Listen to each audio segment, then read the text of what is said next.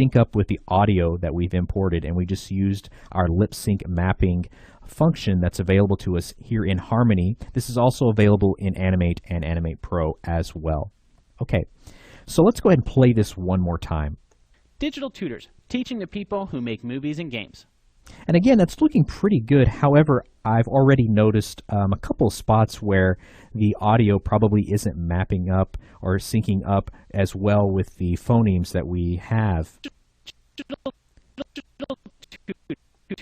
Namely right in here, around frame 16, probably frame 16 through 18, where he's saying tutors. We don't really have that ooh, ooh mouth expression. So just to kind of show you what that looks like, it's this one right here, that U phoneme, where he can make that kind of that ooh, tutors sound, okay? So we could manually change that down here in the cells for our mouths layer. However, we're going to explore how we can very easily switch out multiple ones using the sound editor. We're basically going to be switching out phonemes that we already have mapped. So to get to the sound editor, we're just going to go to the Layers Properties view for our audio layer.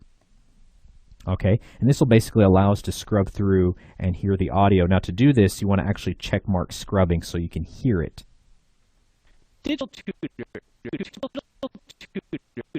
And as I scrub through, you can also see that example of the mouth expressions changing appropriately based off of the phonemes that we have mapped to each one of these. Okay, so again, in our previous lesson, we mapped our MBP mouth expression to its appropriate spot right here where we have that closed mouth.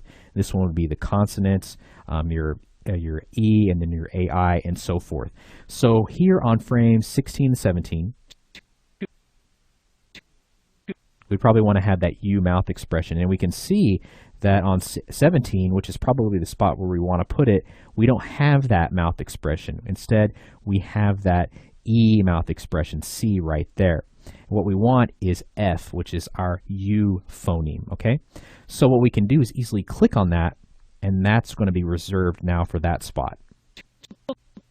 So as we scrub over that frame, we can see now it's F, or the U phoneme, okay?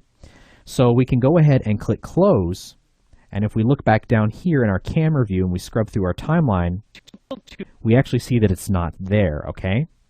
Now, what's up with that? Well, basically, you need to remap everything. So going back into our map right there, we would have to go back through and remap everything for that change to take place. So ideally, what you want to go ahead and do is scrub through your audio down here in your timeline view, see what your phonemes, how they're reacting over here in your camera view, and then come into your sound editor and then make those changes accordingly on all through your audio track here, basically switching out phonemes as you see fit, and then go through and remap for those changes to take place. So we'll go ahead and remap for that one change that we've made. And I'm going to go ahead and pause the video and basically copy and paste in the appropriate names for their appropriate spots for all those phonemes. Okay, so now that I've remapped all of my phonemes down here, I also want to make sure that I have my destination layer correct. So each time you launch this lip sync mapping dialog box, you want to make sure that your destination layer is correct, because odds are it's probably changed. So let's go ahead and click OK. Okay, and so now that we've done that, we can see now that that change that we made in our sound editor for frame 17 has taken effect. So now we can play back through. Digital tutors, teaching the people who make movies and games. Okay, cool. So what we're going to go ahead and explore in our next lesson is manual lip syncing, okay? And as I mentioned in our previous lesson, the lip sync mapping dialog box doesn't give us enough spaces to place all 9 of our basic phonemes, right?